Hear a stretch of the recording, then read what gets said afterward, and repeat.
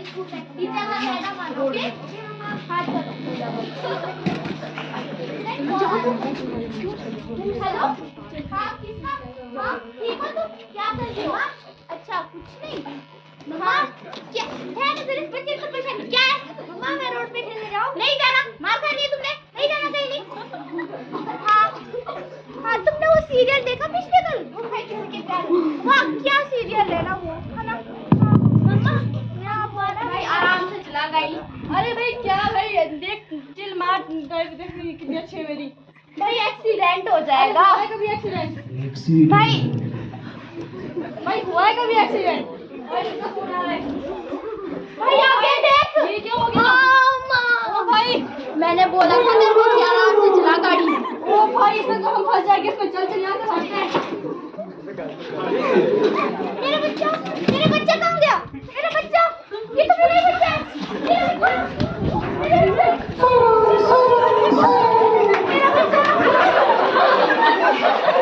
मेरा बच्चा, ये क्या हो गया? हे भगवान तूने क्या कर दिया?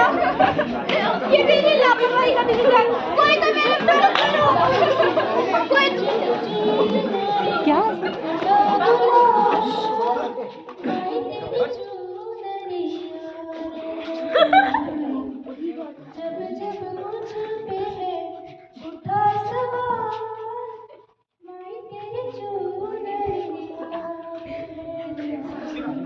मुझे इसे खुद ही हॉस्पिटल ले जाना होगा।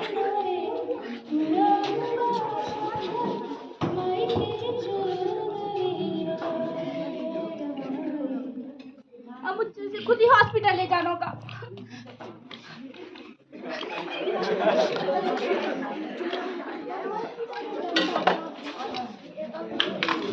अदालत का सीन चंद्रचूड़ के नाम पे आप सभी लोगों का स्वागत है। सावित्री बाई केस नंबर 102 हाजिर हो। जज साहब मुझे न्याय चाहिए। जज साहब ने मेरे बच्चे को मार दिया। जज साहब मुझे न्याय दीजिए। आपको इंसाफ जरूर मिलेगा। ये अदालत आपके साथ है। क्या आप अपना केस खुद लड़ेंगी? जज साहब मैं शेखर सावित्री जी का केस लड़ने आया हूँ। ये कोर्ट मुलजिम बाबूराव को इस अदालत में पेश होने का हुक्म देती है। मुलजिम बाबूराव कटघरे में पेश हो।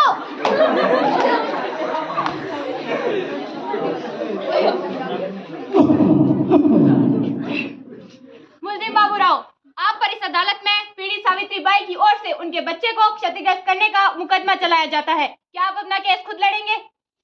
जज साहब मैं रमन दास बाबूराव का केस लड़ने जा रहा हूँ। कोर्ट की सुनवाई शुरू की जाए। जी जज साहब अगर आप इजाजत दे तो मैं अपनी क्लाइंट सावित्री जी से कुछ प्रश्न पूछना चाहूंगा। इजाजत है। जी सावित्री जी आप बताइए कि 31 मार्च के दिन आपके साथ क्या घटना घटी थी? जज साहब मैं अपने बच्चे को लेकर स्कूल जा रही थी। उसी समय कार आ गई और मेरे बच्चे का एक्सीडेंट करके चली गई। जज साहब मुझे न्याय दीजिए।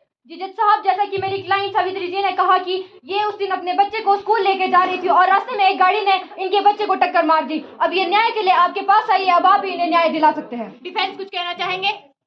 जज साहब मैं सावित्री देवी से कुछ प्रश्न पूछने की अनुमति चाहता हूँ। इजाजत है।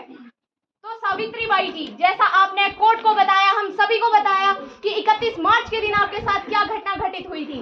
जिस वक्त आपके बच्चे के साथ ये घटना घटित हुई थी आप उस वक्त क्या कर रही थी? जज साहब मैं अपने बच्चे के साथ ही थी। आप कोर्ट की तौहीन कर रही है। आप सत्य बताइए आप क्या कर रही थी उस समय? जज साहब मैं सच ही बोल रही हूँ, मैं अपने बच्चे के साथ ही थी। अगर आप अपने बच्चे के साथ होती तो सड़क पर पाई जाती, सड़क से दूर नहीं पाई जाती। मैं अपनी सहेली से बात करी थी फोन पर। पॉइंट बी नोटेड जज साहब। जैसा कि सावित्री बाई जी ने बताया यह उस समय अपनी सहेली से बात कर रही थी, तो इसमें कहीं ना कहीं इनकी भी गलती है कि इन्होंने लापरवाही बरती और अपने बच्चे का ध्यान न रखा।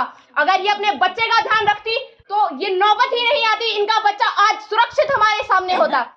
जी जज साहब मैं आपकी जानकारी के लिए बता दूं कि जैसा कि हमारे रमन दास जी कह रहे हैं कि ये लापरवाह माँ का दर्जा इन्हें दे रहे हैं, तो मैं ये बात बता दूं कि ये इस केस को गुमराह करने की कोशिश कर रहे हैं, जबकि ये केस बनता है हिट एंड रन केस। इसलिए मैं आपसे ऑब्जेक्शन मी लॉर्ड। जैसा कि साहब मैं चाहता हूँ ऑर्डर। जज साहब कोर्ट की तौहीन बर्दाश्त नहीं की जाएगी। Objection my Lord. जैसा कि शेखर जी बता रहे हैं ये ड्रिंक एंड ड्राइव का केस है, तो मैं इनसे पूछना चाहूंगा इन्हें कब पता चला कि ये ड्रिंक एंड ड्राइव का केस है? जज साहब मैं चाहता हूँ कि अपराधी को आजीवन कारावास की सजा आईपीसी की धारा 304 302 के तहत आजीवन कारावास की फांसी की सजा दी जाए। सर्वप्रथम आप ये सुनिश्चित कर लीजिए कि वह ड्रिंक करके थे या ये नहीं। बात साबित करने के लिए बाबूराम को कटघरे में पेश करने की इजाजत चाहता हूँ। इजाजत है। बाबूराम कटघरे में हाजिर हो।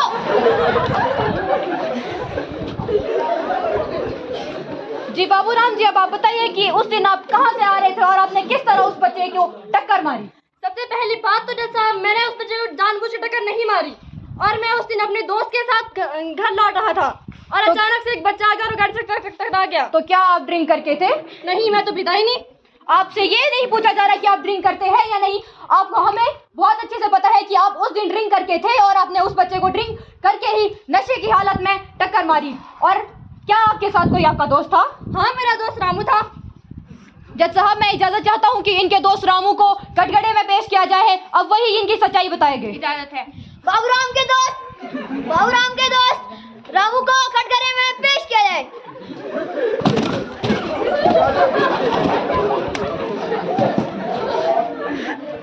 जी रामू जी, अब आप बताइए कि क्या आप 31 मार्च के दिन बाबूराम जी के साथ थे या नहीं? हाँ, मैं था। तो क्या आप दोनों ड्रिंक करके थे या नहीं? नहीं नहीं, हम तो पीते ही आपसे नहीं। ये नहीं पूछा जा रहा है, आप भी बाबूराम जी की तरह इस कोर्ट में झूठ बोले जा रहे हैं। आपसे ये पूछा जा रहा है कि आप उस दिन ड्रिंक करके थे या नहीं?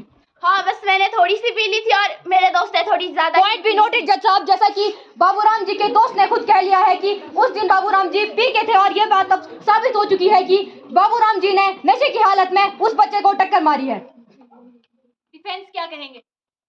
जज साहब, मैं बाबूराव जी से अपने कुछ प्रश्न पूछना चाहता हूँ, इजाजत है? इजाजत है। बाबूराव जी, जैसा आपने बताया कि आप पार्टी करके घर आ रहे थे, तो पार्टी से लेकर पार्टी हॉल से लेकर स्कूल तक का कितना फासला है, आपको कुछ पता है? चलो मैं ही बता देता हूँ। पार्टी हॉल से लेकर स्कूल तक 2 चेक पोस्ट पड़ते हैं, 2 नाके पड़ते हैं, जिसके बीच पुलिस ने इनको ना ही देखा, ना ही इनका चालान काटा, ना कुछ और किया। अगर जज साहब पुलिस ये कर लेती तो आज ये नौबत ही नहीं आती। पुलिस इनका चालान काटती। 2 चेक पोस्ट होने के बावजूद भी इनका कोई चालान नहीं काटा। जैसा कि हमारे प्रिय वकील ने कहा, शेखर जी ने ये साबित कर लिया है कि ये ड्रिंक एंड ड्राइव का केस बनता है, तो ड्रिंक एंड ड्राइव के केस में इन्हें चालान तो काटना ही चाहिए था। ये अदालत एसपी सुनील को कोर्ट में पेश होने का समन जारी करती है। एसपी सुनील, कटघरे में पेश हो। तो एसपी साहब बताइए हमें, आप ऑन ड्यूटी कर क्या रहे थे? जज साहब, मैं सुनील एसपी आपको ये बताना चाहता हूँ कि इस विषय में मेरा कोई दोष नहीं। आपसे ये नहीं पूछा गया है कि आपका दोष है या नहीं, आपसे ये पूछा गया आप ऑन ड्यूटी कर क्या रहे थे? जज साहब, जिस समय ये हादसा हुआ उस समय मैं वहाँ पर उपस्थित नहीं था। तो आपने किस बिना पे हमारे मुवक्किल को गिरफ्तार किया? नाकों पर जगह जगह पर सीसीटीवी कैमरा लगे हुए हैं जज साहब। हमने उस सीसीटीवी कैमरे की फुटेज देखी और उस बिना पर बाबूराम को गिरफ्तार किया। और इस विषय में सिर्फ मेरा ही दोष नहीं है, इसमें पीडब्ल्यूडी विभाग का भी दोष है, जिसने ना बैनर लगवाए हैं, ना जगह जगह पर स्पीड ब्रेकर लगवाए हैं। इसमें सिर्फ पुलिस अधिकारियों का ही दोष नहीं है। तो आप अपना गुनाह स्वीकार करते हैं? जी हाँ, मैं अपना गुनाह स्वीकार करता हूँ कि मैं जिस समय ये घटना घटित हुई उस समय मैं वहाँ पर उपस्थित नहीं था, लेकिन इसमें पीडब्ल्यूडी भी दोषी है, उसे भी। जज साहब, जैसा कि हमारे एसपी साहब ने बताया, इसमें इनका भी दोष है और ये पीडब्ल्यूडी विभाग को भी दोषी मानते हैं। तो मैं आपसे आग्रह करता हूँ, पीडब्ल्यूडी विभाग के किसी एग्जीक्यूटिव इंजीनियर को यहाँ पर आदेश दे उपस्थित होने का। ये कोर्ट पीडब्ल्यूडी डिपार्टमेंट विभाग के एक सीन को यहाँ कोर्ट में तुरंत पेश होने का हुक्म देती है। पीडब्ल्यूडी विभाग के प्रमुख कटघरे में हाजिर हो।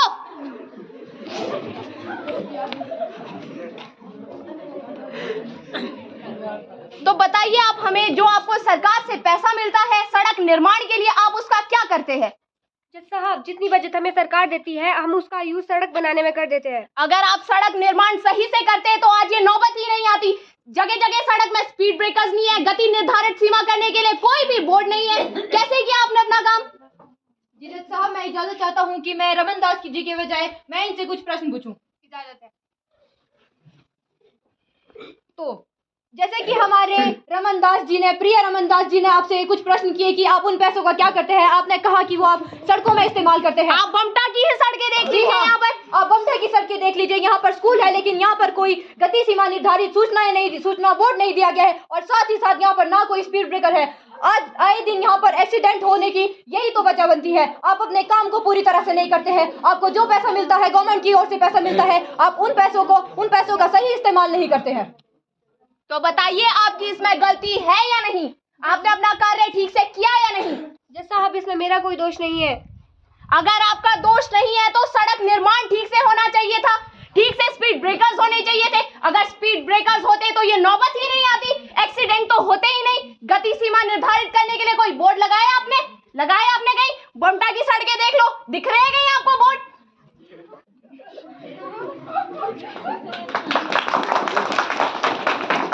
जैसा कि सावित्री बाई के केस में दोनों वकीलों ने अपनी अपनी दलीलें इस कोर्ट में रखी। इन वकीलों के तर्कों और सबूतों को मद्देनजर रखते हुए ये अदालत मुलजिम बाबूराव के साथ साथ बच्चे की मां, एसपी सुनील और पीडब्ल्यूडी विभाग के एक सीन को भी समान दोषी करार देती है। इसी के साथ साथ ये अदालत मुजरिम बाबूराव को आईपीसी सेक्शन 302, 304 और 304A के तहत 2 साल का कारावास और 2 लाख रुपयों का जुर्माना अदा करने का हुक्म देती है। साथ ही एसपी सुनील और पीडब्ल्यूडी विभाग के प्रमुख को उनके पदों से बर्खास्त करती है और 50-50 हजार जुर्माना अदा करने का हुक्म देती है। जहां तक सवाल है बच्चे की मां का, तो उन्हें अपनी लापरवाही का जवाब भगवान से मिल चुका है। उन्होंने अपना बच्चा खो दिया है। The court is adjourned. जीवन है अनमोल, नहीं है इसका कोई मोल। जिंदगी की कीमत को समझो, रात है तो जहान है। मजबूरी नहीं, जरूरी